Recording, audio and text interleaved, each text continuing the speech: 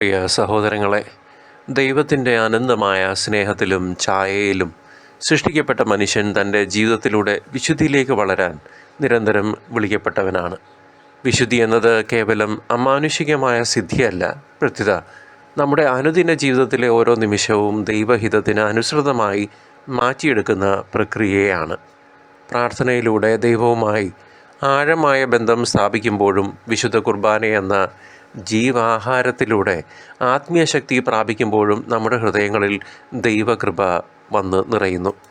സഹോദരങ്ങളോടുള്ള ക്ഷമയും കരുണയും എളിമയും നമ്മുടെ സ്വഭാവത്തിൻ്റെ ഭാഗമാകുമ്പോൾ നാം യഥാർത്ഥത്തിൽ ക്രിസ്തുവിൻ്റെ പ്രതിരൂപങ്ങളായി മാറുകയാണ് ചെയ്യുന്നത്.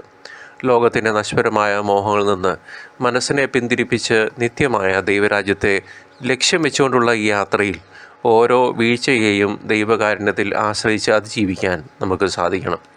നമ്മുടെ പ്രവൃത്തികളിലും വാക്കുകളിലും ചിന്തകളിലും ക്രിസ്തുവിൻ്റെ സുഗന്ധം പരത്താൻ ഓരോ വിശ്വാസിയും കടപ്പെട്ടവനാണ്.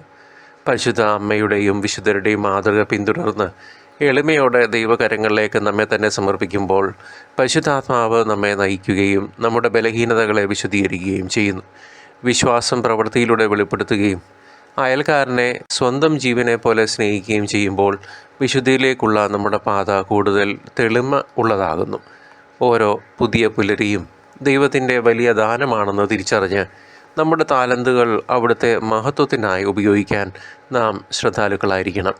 കാലതാമസം കൂടാതെ ദൈവഹിതത്തിന് കീഴ്പ്പെട്ടുകൊണ്ട് ഇപ്പോൾ തന്നെയാണ് സമയം എന്ന ബോധ്യത്തോടെ കർത്താവിലേക്ക് അനുദപിച്ച് മടങ്ങുകയും ഇപ്പോൾ തന്നെ കർത്താവിൽ ഉറച്ചു നിൽക്കാൻ തീരുമാനിക്കുകയും ചെയ്യാം.